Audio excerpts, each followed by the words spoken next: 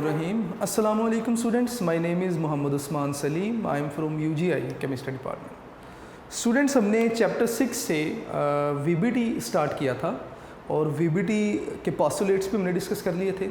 Postulates discuss करने के बाद हमने स्ट्रक्चर्स डिस्कस किए, शेप ऑफ मॉलिक्यूल डिस्कस की, जिसमें हमने H2 मॉलिक्यूल की शेप को डिस्कस किया, हमने F2 मॉलिक्यूल की शेप को डिस्कस किया, N2 मॉलिक्यूल की शेप को डिस्कस किया। O2 मैंने आपको होमवर्क के लिए दिया था, मुझे उम्मीद है कि आप लोगों ने किया होगा। और लास्ट में हमने H2S मॉलिक्यूल की शेप को भी डिस्कस किया और थोड़ा सा एंगल में जो था वो डिफरेंस आ रहा था। अब एंगल में डिफरेंस आया, क्यों आया, या वैलेंस बॉन्ड थ्योरी इस डिफरेंस को एक्सप्लेन क्यों नहीं कर सकी। ये लिमिटेशन में जो चीज़ या कोई ऐसी इंफॉर्मेशन जिसे कोई थ्योरी एक्सप्लेन नहीं कर पाए, अपने ही आइडिया को कोई थ्योरी अगर एक्सप्लेन नहीं कर पाए तो वो उस थ्योरी की लिमिटेशन में आ जाता है। तो इट मीन्स कि वैलेंस बॉन्ड थ्योरी में भी कुछ क्वेश्चंस अराइज हुए जिन्हें वैलेंस बॉन्ड थ्योरी में एक्सप्लेन नहीं किया गया, तो ये लिमिटेशंस थी। तो आइए सबसे पहले हम limitations of valence bond theory देखेंगे और उसके बाद फिर हम देखेंगे कि किस तरह इन लिमिटेशंस को जो था वो इन कमियों को पूरा किया गया। तो स्टार्ट करते हैं students limitation of valence bond theory से।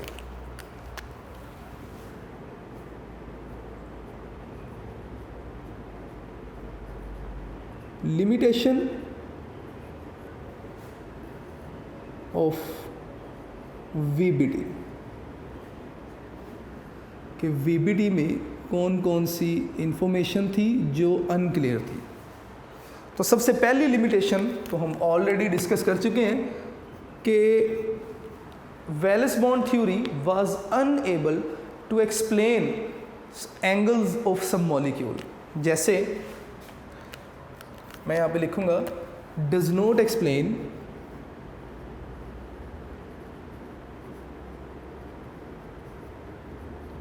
कि वीबीटी ने एक्सप्लेन नहीं किया किस चीज़ को,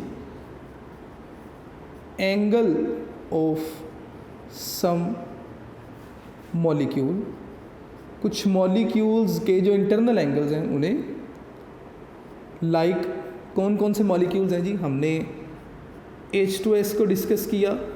इसी तरह H2O की अगर हम फॉर्मेशन करेंगे तो एंगल्स को एक्सप्लेन नहीं कर पाए। सिमिलरली NH3 इसमें बनने वाले एंगल को भी एक्सप्लेन नहीं कर सके with the help of VBT.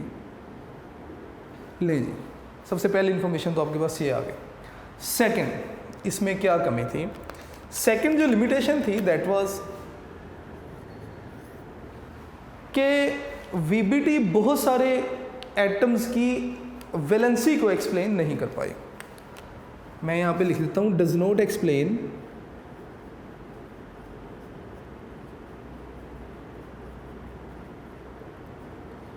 Valency of atoms. कौन कौन से एटम्स, जैसे कि कार्बन है, ब्रीलियम है, इसी तरह बोरोन है, एटसेट्रा, इनकी वैलेंसीज को एक्सप्लेन नहीं कर पाई। इसका मतलब क्या है स्टूडेंट्स, अगर हम कार्बन को ही डिस्कस कर लेते हैं। कार्बन का एटॉमिक नंबर 6 है। इसका मतलब कार्बन के पास 6 इलेक्ट्रॉन्स हैं। पहले 1s में 2 इलेक्ट्रॉन आ गए, फिर आपने 2s लिखा, 2s में भी 2 इलेक्ट्रॉन आ गए, फिर 2p स्टार्ट हो जाएगा। 2p की अगर हम बात करें तो ये 2px, ये 2py और ये 2pz। 2px में 1 इलेक्ट्रॉन, 2py में 1 इलेक्ट्रॉन, तो कार्बन के 6 इलेक्ट्रॉन्स यहाँ पे कंप्लीट हो गए। अब अकॉर्डिंग टू वीबीटी कार्बन को 2 बॉन्ड बनाने चाहिए, लेकिन कार्बन तो 4 बॉन्ड बनाता है। आप ऑर्गेनिक केमिस्ट्री जब पढ़ते हैं तो ऑर्गेनिक केमिस्ट्री कार्बन की टेट्रावैलेंसी के अराउंड ही जो है वो डिस्कशन है सारी। तो कार्बन तो 4 बॉन्ड बनाता है, लेकिन अकॉर्डिंग टू वीबीटी कार्बन के पास 2 अनपेयर इलेक्ट्रॉन है और कार्बन इन दोनों अनपेयर इलेक्ट्रॉन को पेयर अप करने की कोशिश करेगा तो कार्बन तो 3 बॉन्ड बनाता है। इट मीन्स के वीबीटी कार्बन की टेट्रावैलेंसी को एक्सप्लेन नहीं कर पाई। तो यहाँ पे मैं ब्लू जो है वो कलर से लिख दूंगा कि can't explain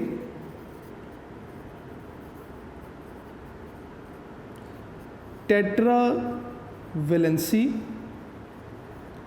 of carbon atom कि वीबीटी एक्सप्लेन ही नहीं कर सकी कि कार्बन की वैलेंसी 4 क्यों है। टेट्रा वैलेंसी बेटे टेट्रा 4 को कहते हैं। तो वीबीटी एक्सप्लेन ही नहीं कर सकी कि कार्बन 4 बॉन्ड क्यों बनाता है। इसके बाद वीबीटी बहुत सारे एटम्स के पैरामैग्नेटिक बिहेवियर्स को भी एक्सप्लेन नहीं कर सकी। पैरामैग्नेटिक बिहेवियर क्या होता है? इट डिपेंड्स अपॉन अनपेयर या पेयर इलेक्ट्रॉन्स के ऊपर डिपेंड करता है। ये लास्ट में एमओटी में आएगा, मैं थोरोली वहाँ पे डिस्कस भी करूँगा।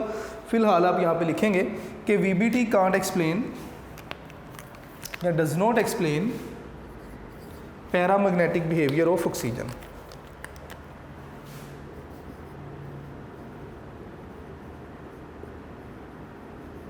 Does not explain paramagnetic behaviour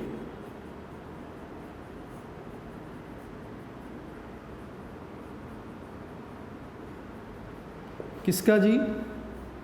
oxygen का। कि ऑक्सीजन का पैरामैग्नेटिक बिहेवियर भी एक्सप्लेन नहीं कर सकी। अब ये कुछ लिमिटेशंस थी वीबीटी की। अब ऑब्वियसली इन कमियों को पूरा करना था और ये जो लिमिटेशंस हैं या वो क्वेश्चन जिनके आंसर्स वीबीटी नहीं दे सकी, इन क्वेश्चंस के आंसर हम देंगे with respect to atomic orbital hybridisation. तो स्टूडेंट हमारा नेक्स्ट टॉपिक भी हाइब्रिडाइजेशन ही है। बहुत ही इंपॉर्टेंट टॉपिक है। पेपर में बार बार इससे रिलेटेड क्वेश्चन आया है, बार बार आपसे मीथेन, वाटर या अमोनिया के स्ट्रक्चर्स पूछे गए हैं। तो हाइब्रिडाइजेशन को आप फुली फोकस्ड होकर सुनेंगे और इम्पॉर्टेंट क्वेश्चन है पेपर में, इससे रिलेटेड क्वेश्चन बार बार रिपीट हो रहा है। तो नेक्स्ट हम स्टार्ट करेंगे जी हाइब्रिडाइजेशन या atomic orbital hybridisation. Next is atomic orbital hybridisation.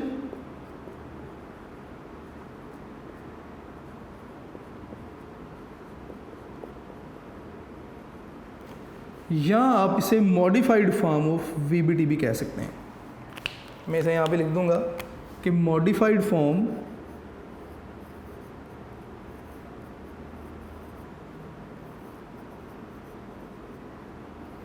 Of VBT, आप दोनों नाम इसे दे सकते हैं।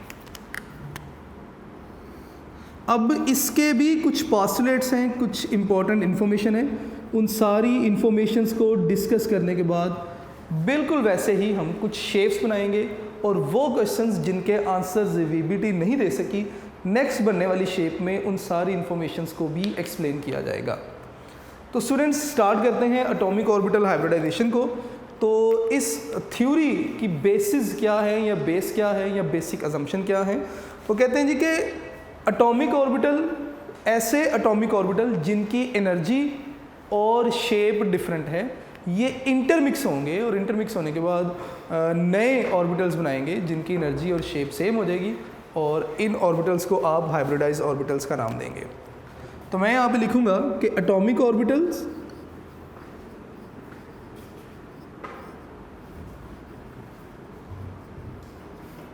Of different shape and energy, ये क्या होंगे? इंटरमिक्स होंगे to form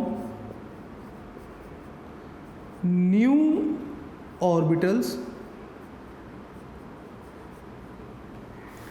of same energy and same shape।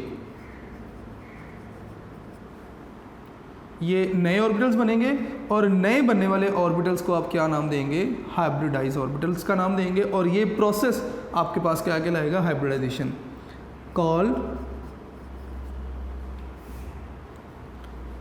या आप इसे यहाँ पे लिख देंगे same energy and same shape. This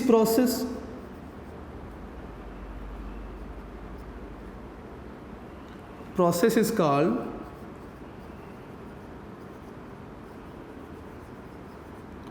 hybridisation, कि इस प्रोसेस को हम हाइब्रिडाइजेशन का नाम देंगे। एंड न्यू ऑर्बिटल्स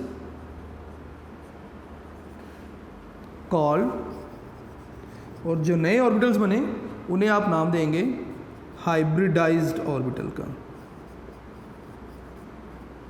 या हाइब्रिड कह दें, हाइब्रिडाइज्ड ऑर्बिटल कह दें, आपकी मर्ज़ी है, जो भी आप नाम यूज़ करना चाहें कर सकते हैं। तो इसकी स्टेटमेंट या डेफिनेशन आप देख लें हाइब्रिडाइजेशन की। कहता है जी कि एटॉमिक ऑर्बिटल्स मिलेंगे। कौन से एटॉमिक ऑर्बिटल? जिनकी शेप और एनर्जी दोनों क्या होंगी? डिफरेंट होंगी। ये वाले ऑर्बिटल्स मिलेंगे एक ही एटम के, ठीक है, इंटरमिक्स होंगे, और इंटरमिक्स होने के बाद नए ऑर्बिटल्स बना देंगे। और ये जो नए ऑर्बिटल्स बनेंगे, अब इनकी एनर्जी भी सेम हो जाएगी और शेप भी क्या हो जाएगी? सेम हो जाएगी। यानी कि एक ही एटम के ऐसे ऑर्बिटल मिले जिनकी शेप डिफरेंट थी, एनर्जी डिफरेंट थी। फॉर एग्जांपल अगर आप एस देखें तो एफ स्फेरिकल है, पी देखें तो पी डम्बल है। ये दोनों मिलते हैं और मिलने के बाद नए ऑर्बिटल बना देते हैं। अब जो नए ऑर्बिटल बनते हैं उनकी ना तो स्फेरिकल शेप है ना डम्बल शेप, उनकी शेप सबकी एक जैसी होगी। वो किस तरह वो भी मैं बताऊँगा। तो जब नए ऑर्बिटल बनेंगे उनकी शेप भी सेम होगी और उनकी एनर्जी भी सेम होगी। ये जो प्रोसेस है इंटरमिक्सिंग का, इस प्रोसेस को आप हाइब्रिडाइजेशन का नाम देते हैं, और इसके रिजल्ट में बनने वाले नए ऑर्बिटल्स को आप हाइब्रिडाइज्ड ऑर्बिटल्स का नाम भी देते हैं, या डीजनरेटेड ऑर्बिटल भी कहते हैं। ऐसे ऑर्बिटल जिनकी एनर्जी सेम हो, ऐसे ऑर्बिटल्स को हम डीजनरेट ऑर्बिटल्स का नाम देते हैं। तो स्टूडेंट्स स्टार्ट करते हैं जी इसके पॉस्टुलेट से। एटॉमिक ऑर्बिटल हाइब्रिडाइजेशन क्या है, इसके पॉस्टुलेट स्टार्ट करते हैं कि ये थ्योरी या इस थ्योरी की मदद से जब हम शेप्स बनाएंगे तो आपने किन किन बातों का ख्याल रखना है या किन इंस्ट्रक्शंस को हम फॉलो करेंगे, ठीक है। तो पहले इसके पॉस्टुलेट्स में पहला पॉस्टुलेट ये कहता है कि जब भी एटॉमिक ऑर्बिटल्स मिलेंगे तो एटॉमिक ऑर्बिटल्स के मिलने से एक्साइटेशन और हाइब्रिडाइजेशन दोनों साइमल्टेनियसली होंगी। तो मैं यहाँ पे लिखूँगा जी excitation and hybridization.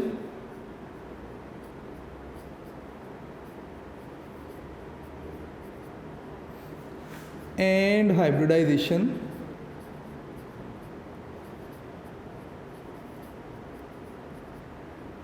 Take place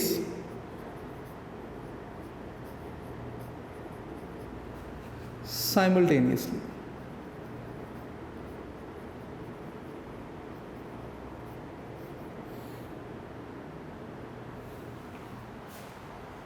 अब एक्साइटेशन यहाँ पे क्या है, ज़रा इससे एक्सप्लेन कर देते हैं। देखिए हम पहले से ही इलेक्ट्रॉनिक कन्फिग्रेशन को डिस्कस करते आ रहे हैं। फॉर एग्जांपल हमने कहा जी कि फ़र्ज़ करें कोई एटम ए है, उसकी इलेक्ट्रॉनिक कन्फिग्रेशन इस तरह है कि 1s2 2s2 2p, हम कहते हैं जी कि 1 2, तो इधर एक है इधर एक है। फिर हम कहते हैं जी एक्साइटेड स्टेट क्या होगी। एक्साइटेड स्टेट में हम अक्सर लिखते हैं कि यहाँ से 1s था, ये 2s था, ये 2p था, कि 2s से एक इलेक्ट्रॉन जंप करके खाली ऑर्बिटल में आ जाएगा। तो हम फिर इस तरह लिख देते हैं कि लें जी, तो ये जो खाली ऑर्बिटल में इलेक्ट्रॉन का आ जाना, ये इलेक्ट्रॉन की एक्साइटेशन है। तो यहाँ पे एक्साइटेशन को हम इस तरह एक्सप्लेन करेंगे कि promotion of electron from lower orbital to higher orbital,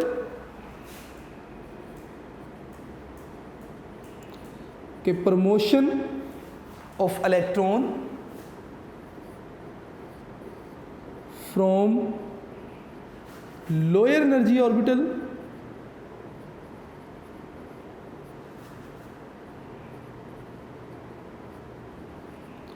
to higher energy orbital,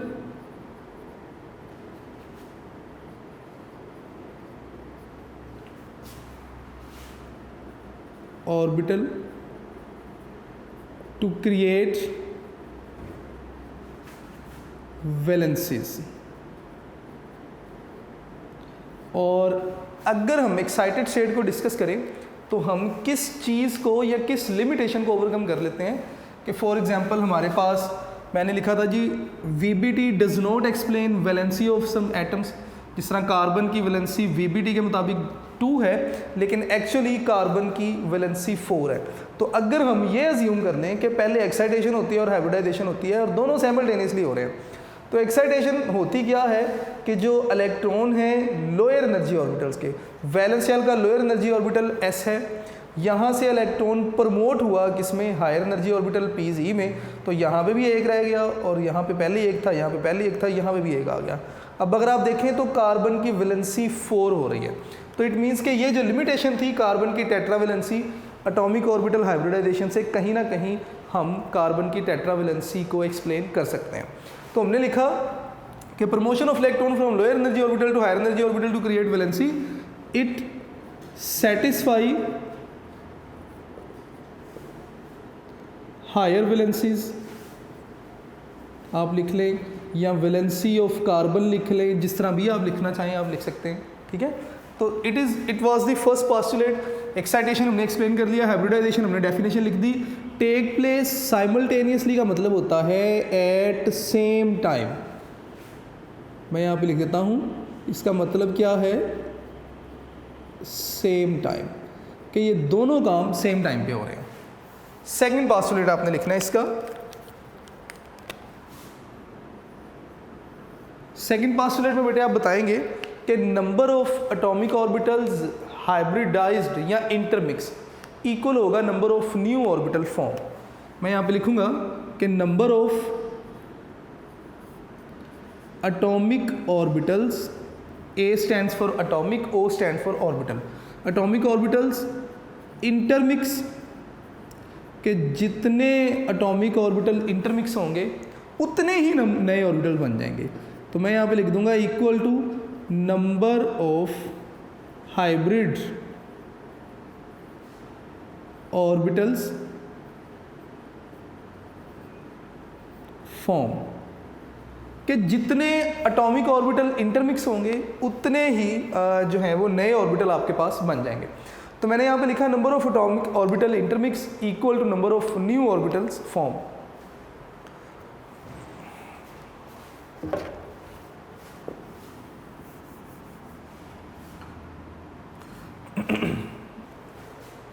बता दें। अच्छा जी, नेक्स्ट देखते हैं जी इसका थर्ड पोस्टुलेट। जो हाइब्रिड ऑर्बिटल होंगे वो सिग्मा बॉन्ड बनाएंगे, और वो ऑर्बिटल जिन्होंने हाइब्रिडाइजेशन में पार्टिसिपेट नहीं किया उनकी वजह से बनने वाला जो बॉन्ड होगा वो पाई बॉन्ड होगा। इनकी एप्लीकेशंस अभी मैं साथ साथ सिखाता जाऊंगा। आपने ये नहीं सोचना कि हम लिखते जा रहे हैं एप्लीकेशन कहाँ पे हैं, हम स्ट्रक्चर बनाएंगे तो एप्लीकेशन को साथ साथ डिस्कस भी करेंगे। तो नेक्स्ट मैं यहाँ पे लिखूंगा कि hybrid orbital form sigma bond and unhybrid orbitals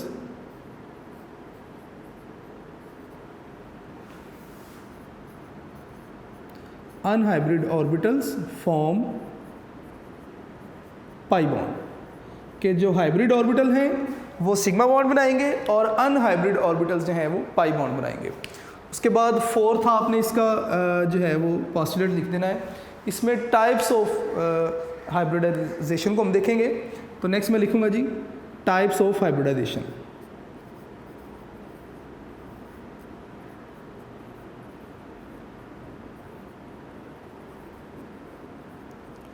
types of hybridization. अब हाइब्रिडाइजेशन की तो वैसे तो काफ़ी टाइप्स हैं, sp, sp2, sp3, dsp2, dsp3, ठीक है। लेकिन हमारे सिलेबस में यहाँ पे फ़िलहाल sp, sp2 और sp3 को ही डिस्कस किया जाएगा। तो मैं फ़िलहाल sp, sp2 और sp3 को ही डिस्कस करेंगे। तो सबसे पहले देखिए, मैंने आपसे कहा कि जितने ऑर्बिटल्स इंटरमिक्स होंगे उतने ही नए ऑर्बिटल्स हाइब्रिड ऑर्बिटल्स बन जाएंगे। अगर आपके पास 1s, s तो हमेशा शामिल होगा हाइब्रिडाइजेशन में, याद रखिएगा कि s ऑर्बिटल हमेशा हाइब्रिडाइजेशन में इंक्लूड होगा।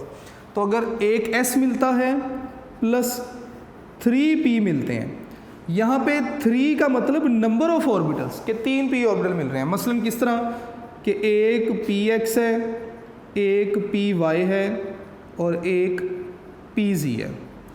तो एक एस मिला और टोटल 3 कितने मिल गए, पी मिल गए। तो इसके रिजल्ट में बनने वाले जो ऑर्बिटल्स या हाइब्रिडाइजेशन होगी उसे आप नाम देंगे sp3 हाइब्रिडाइजेशन का, sp3 हाइब्रिडाइजेशन का। इसका मतलब क्या है, sp3 हमें बता रहा है कि एक s मिला और p कितने थे, 3 थे, जिनमें एक px था, एक py था, एक pz था। तो इस तरह से जो जो हाइब्रिडाइजेशन होगी उसे आप नाम देंगे sp3 हाइब्रिडाइजेशन का। ठीक है। नेक्स्ट अगर आप देखेंगे तो आपके पास जो दूसरी टाइप आ जाती है, दैट इज अगर एक s और 2 p मिलेंगे, मैं यहाँ पे लिख रहा हूँ जी 1s प्लस 2p, इन 2p में लेट से एक px है और एक py है, pz ने हाइब्रिडाइजेशन में पार्टिसिपेट नहीं किया, तो इसके रिजल्ट में जो होने वाली हाइब्रिडाइजेशन होगी उसे आप नाम देंगे sp2 हाइब्रिडाइजेशन।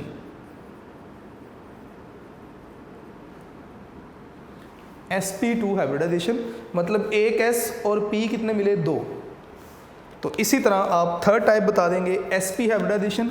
अगर एक s और एक ही p मिलेगा, लेट से px मिला, सिर्फ py pz ने पार्टिसिपेट नहीं किया, तो इसके रिजल्ट में होने वाली जो हाइब्रिडाइजेशन होगी उसे बेटे आप नाम देंगे sp हाइब्रिडाइजेशन।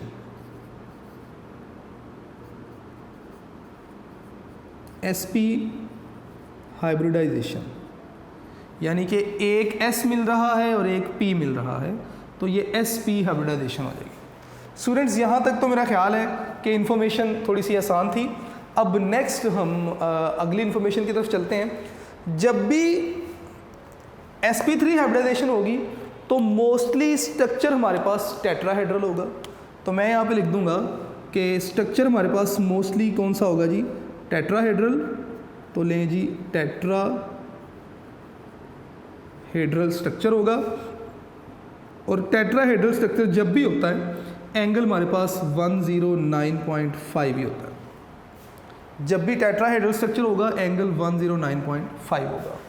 ठीक है। जब sp2 हाइब्रिडाइजेशन होगी तो हमेशा स्ट्रक्चर जो हमारे पास बनेगा that will be trigonal planar structure, या सिंपली ट्राइगोनल भी अगर कह दूँ तो मुश्किल नहीं है। अब एंगल इस केस में 109 से चेंज होके 107.5 तक चले जाते हैं। ठीक है। और जब भी हमारे पास sp हाइब्रिडाइजेशन होगी तो लीनियर शेप होगी बेटे हमारे पास, लीनियर भी हो सकती है। ठीक है। अब इस केस में जो एंगल हमारे पास होगा मोस्टली दैट इज़ 180। ये बेटा ज़रा करेक्ट कर लीजिएगा, ये 107 मैंने लिख दिया, that is 120 and that is 180। Triangular planar या ट्राइगोनल प्लेनर, आप जो भी शेप लिखना चाहें लिख सकते हैं। अब स्टूडेंट्स नेक्स्ट इन्फॉर्मेशन की तरफ चलते हैं। मैं यहाँ पे ही लिख दूँगा, ज़रा फोकस कीजिएगा। अगर आपके पास sp3 हाइब्रिडाइजेशन है तो जो नया बनने वाला ऑर्बिटल होगा, देखें एक s मिला था और 3 p मिले थे, आपने एक s और 3 p को मिलाया, साथ रखा, इंटरमिक्स किया और 4 नए ऑर्बिटल निकाल दिए। इसका मतलब 4 मिलने वाले जो नए ऑर्बिटल होंगे उनमें s का करैक्टर भी मौजूद होगा, p का भी मौजूद होगा, क्योंकि आपने इंटरमिक्स कर दिया था उन्हें। ठीक है। तो इसका मतलब यहाँ से बनने वाले जो 4 ऑर्बिटल मिलेंगे आपको, 3 और 1 4 मिले थे, तो नए बनने वाले ऑर्बिटल भी कितने होंगे, 4 ही होंगे। उन 4 में s की प्रॉपर्टीज़ भी होंगी और p की प्रॉपर्टीज़ भी मौजूद होंगी। s का करैक्टर कितना होगा और p का करैक्टर कितना होगा ये आपने देख लेना है। किस तरह आपने करना क्या है, आपने 4 नए ऑर्बिटल बन रहे हैं, आप हमेशा 100 को नए बनने वाले ऑर्बिटल की तादाद के साथ डिवाइड करेंगे। अगर मैं 100 को डिवाइड करूंगा 4 के साथ, क्योंकि 4 न्यू ऑर्बिटल्स बन रहे हैं, तो 25 आंसर आ रहा है। 25 करैक्टर होगा s का, 25% करैक्टर हो जाएगा जी s का, और 25% एक p का, 25% दूसरे p का, 25% तीसरे p का। इसका मतलब टोटल 75% p करैक्टर हो जाएगा। ये MCQ के लिए बता रहा हूँ, अगर आप इस इंफॉर्मेशन को इतना नहीं भी याद रखेंगे तो बात चल जाएगी, लेकिन याद रख लेंगे तो बेहतर है। 75% पी करैक्टर हो जाएगा बेटे इसमें। अब इस तरफ आ जाते हैं sp2 की तरफ। टोटल कितने नए ऑर्बिटल बन रहे हैं हमें यहाँ से पता चल जाएगा, एक s है और 2 p है, टोटल 3 नए ऑर्बिटल बन रहे हैं। आपने देखना है s करैक्टर कितना है, p करैक्टर कितना है। आप करेंगे क्या, 3 ऑर्बिटल बन रहे हैं, आप 100 को 3 से डिवाइड करेंगे तो 33.33 आंसर आता है। तो इसका मतलब 33.33 करैक्टर होगा s का, s करैक्टर। और यहाँ पे अगर हम बात करें तो एक p का 33.33, दूसरे p का भी 33.33, तो इसका मतलब 66.66 टोटल करैक्टर जो है वो p का हो जाएगा। तो 66.66% p करैक्टर हो जाएगा बेटे। इस तरफ आ जाएं, 2 ही हैं, 100 को 2 से डिवाइड करेंगे तो 50% s करैक्टर हो जाएगा और 50% ही आपके पास p करैक्टर हो जाएगा। तो ये टोटल आपके पास 4 जो आपके पास टाइप ऑफ हाइब्रिडाइजेशन है कि sp3 है, sp3 जब भी होगी टेट्राहेड्रल शेप होगी और एंगल हमेशा 109 होगा। sp2 जब भी होगा तो ट्राइगोनल प्लेनर शेप होगी और एंगल हमेशा 120 होगा।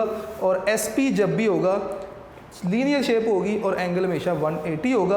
और sp3 में s करैक्टर कितना है, p करैक्टर कितना है आपको पता होना चाहिए। sp2 में s करैक्टर कितना है, p करैक्टर कितना है, और sp में s करैक्टर कितना है, p करैक्टर कितना है, ये भी आपको सारी इन्फॉर्मेशन पता होनी चाहिए। तो स्टूडेंट्स अब हम स्टार्ट करते हैं स्ट्रक्चर्स को विद रिस्पेक्ट टू हाइब्रिडाइजेशन। तो ज़रा काइंडली साथ साथ रहेंगे, देखते रहेंगे साथ साथ। सबसे पहला जो बुक में स्ट्रक्चर डिस्कस किया गया दैट इज़ मीथेन। किस तरह कार्बन की 4 वैलेंसी को सेटिस्फाई किया जाएगा और स्ट्रक्चर किस तरह बनेगा, शेप क्या होगी, ये सारा कुछ बेटे देखते रहेंगे ज़रा साथ साथ।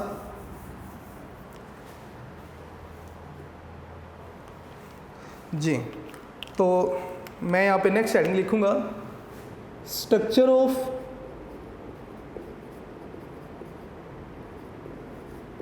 मीथेन किसके respect, with respect to hybridisation.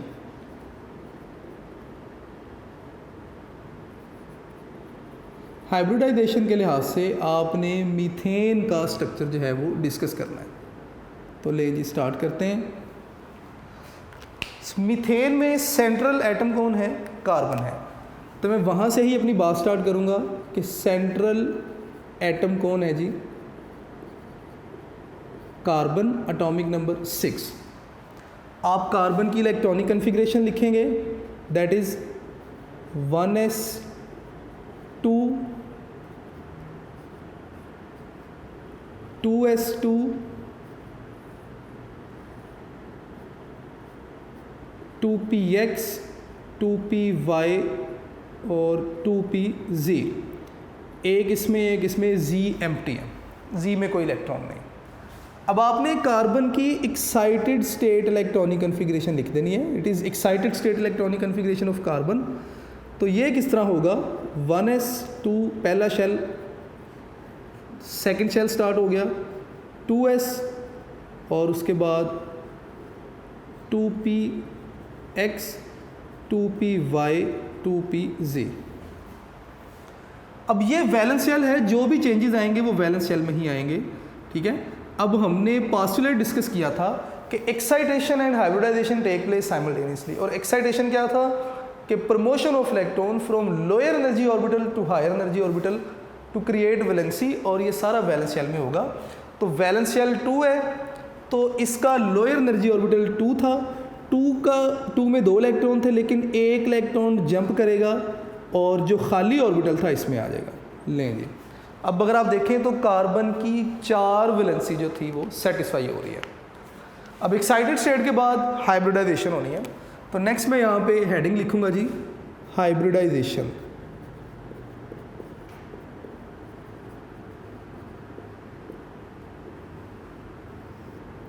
Students ज़रा साथ साथ देखते रहेंगे आप।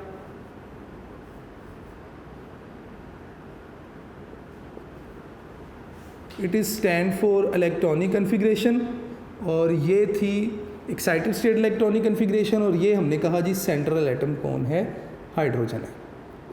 लें जी, हाइब्रिडाइजेशन किस तरह होगी, सिर्फ वैलेंस शेल के ऑर्बिटल हाइब्रिडाइजेशन में पार्टिसिपेट करेंगे।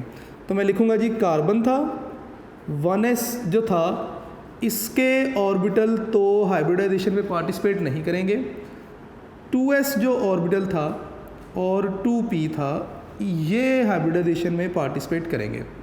ये 1s था, ये 2s था और ये 2px, इसी तरह 2py और ये 2pz, सब में एक्साइटेड स्टेट में एक एक इलेक्ट्रॉन है। तो एक s और 3p पार्टिसिपेट करेंगे हाइब्रिडाइजेशन में और इस तरह से आपके पास एक s और 3p मिले तो ये आपके पास sp3 हाइब्रिडाइजेशन कहलाएगी। मैं यहाँ पे लिखूँगा जी sp3 हाइब्रिडाइजेशन, और sp3 हाइब्रिडाइजेशन के रिज़ल्ट में जो आपके पास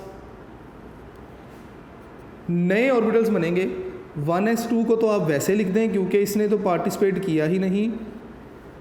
अब ये जो 4 ऑर्बिटल मिले थे, अब पहले इसकी एनर्जी कम थी, इसकी ज़्यादा, इसकी ज़्यादा, इसकी ज़्यादा, अब आपने चारों को सेम ब्लॉक में बना देना है, चारों में कोई डिफरेंस नहीं रखेंगे। ले जी, एक इलेक्ट्रॉन इसमें, एक इलेक्ट्रॉन इसमें, एक इलेक्ट्रॉन इसमें और एक इलेक्ट्रॉन इसमें। अब 4 ऑर्बिटल मिले थे एटॉमिक ऑर्बिटल और 4 नए ऑर्बिटल बन गए। अब इनके नए बनने वालों के जो नेम हैं वो ये नहीं रहेंगे कि 2s 2px 2py ऐसे नाम नहीं रहेंगे।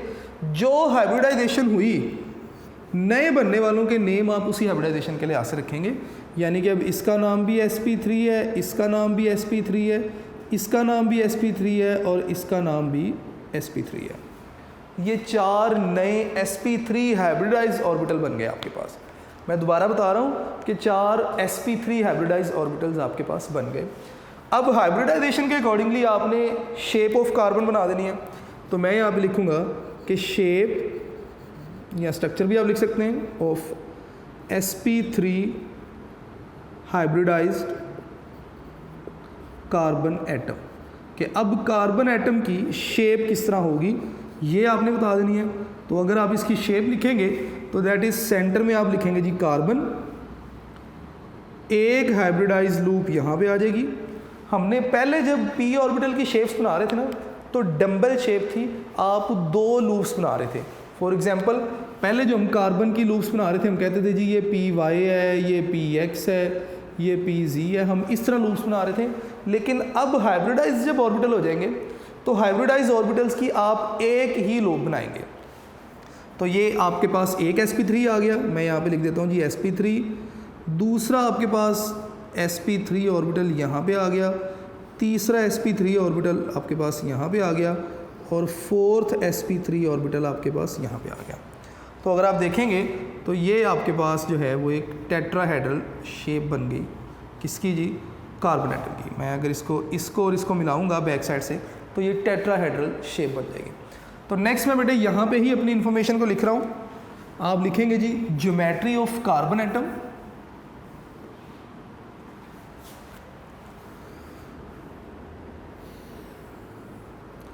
नेक्स्ट आप लिखेंगे जी ज्योमेट्री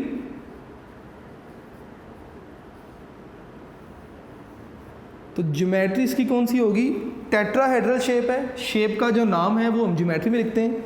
तो मैं यहाँ पे लिखूँगा जी टेट्राहेड्रल ज्योमेट्री हो जाएगी। उसके बाद आपने इसका बॉन्ड एंगल बता देना है या एंगल्स आप लिख दें सिंपली। टेट्राहेड्रल जब भी शेप होगी एंगल हमेशा कौन सा होगा, 109.5। तो मैं यहाँ पे लिखूँगा जी 109.5। तो ये तो ओवरऑल इंफॉर्मेशन थी सिर्फ कार्बन एटम की। अब आपने शेप या स्ट्रक्चर बना देना है किसका, मीथेन का। तो स्टूडेंट्स अब मैं शेप ऑफ मीथेन लिखने जा रहा हूँ या स्ट्रक्चर ऑफ मीथेन लिखने जा रहा हूँ, ज़रा देखते रहिएगा। स्ट्रक्चर ऑफ मीथेन, ये सारा एक ही टॉपिक में आ रहा है, ठीक है। मैंने रेड से इसलिए लिख दिया क्योंकि फाइनली अब हम मीथेन के स्ट्रक्चर की तरफ आ रहे हैं। सबसे पहले हमने सेंट्रल एटम को अच्छी तरह एक्सप्लेन कर दिया। अब सेंटर में आप लिखेंगे जी कार्बन एटम, कार्बन के आप हाइब्रिडाइज्ड ऑर्बिटल्स की लूप्स बना देंगे।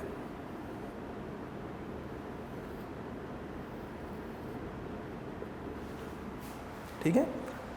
एक इलेक्ट्रॉन यहाँ पे था, एक इलेक्ट्रॉन यहाँ पे था, एक इलेक्ट्रॉन यहाँ पे था, एक इलेक्ट्रॉन यहाँ पे था, यानी कि चारों sp3 में एक एक इलेक्ट्रॉन थे। ये चारों sp3 ऑर्बिटल्स आपने बना दिए।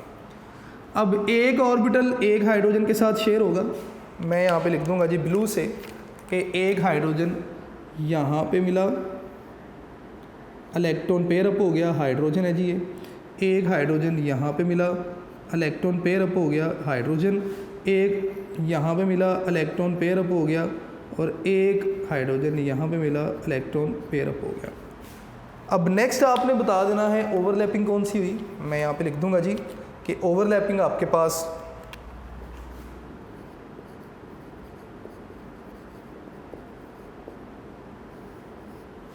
कौन सी ओवरलैपिंग है जी। ये सारे sp3 ऑर्बिटल थे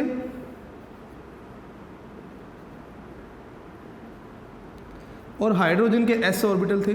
तो मैं यहाँ पे लिखूँगा कि sp3 ओवरलैपिंग, कि sp3 ओवरलैपिंग हुई और इसके रिज़ल्ट में सिग्मा बॉन्ड बनेगा क्योंकि हेड टू हेड ओवरलैपिंग है। तो इसके रिज़ल्ट में सिग्मा बॉन्ड बनेगा बेटे आपके पास। सिग्मा बॉन्ड बना तो मीथेन का जो स्ट्रक्चर है ऑब्वियसली आप ज्योमेट्री लिख देंगे। इसकी स्ट्रक्चर का जो नाम है, ज्योमेट्री इसकी भी कौन सी होगी, टेट्राहेड्रल ही होगी। मैं यहाँ पे लिख दूंगा बेटे टेट्राहेड्रल। बॉन्ड एंगल आप बता दें कि बॉन्ड एंगल क्या होगा।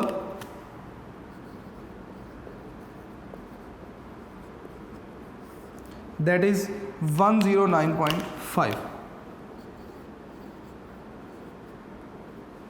तो स्टूडेंट्स आपने देखा कि वीबीटी की लिमिटेशन में था कि बहुत सारे एटम्स की वैलेंसीज को सेटिस्फाई नहीं किया जा रहा।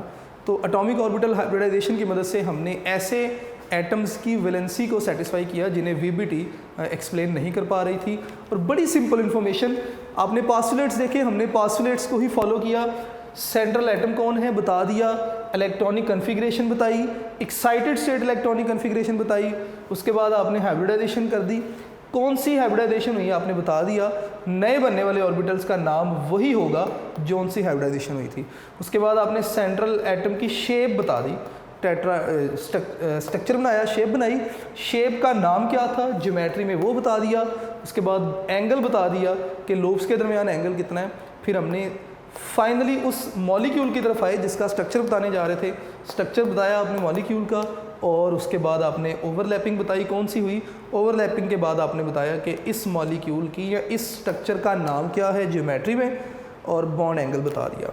तो स्टूडेंट इसके बाद इंशाल्लाह नेक्स्ट लेक्चर में हम अमोनिया को डिस्कस करेंगे, और इसी तरह बाकी जो एग्जांपल है sp3 की वो डिस्कस करने के बाद sp2 हाइब्रिडाइजेशन को भी डिस्कस करेंगे और sp हाइब्रिडाइजेशन को भी डिस्कस करेंगे। तो बेटे ये हमारा आज का लेक्चर था। आपने जिस तरह मैंने लिख दिया बोर्ड पे, सिमिलर वे में आपने अपने लेक्चर नोट्स बना लेने हैं।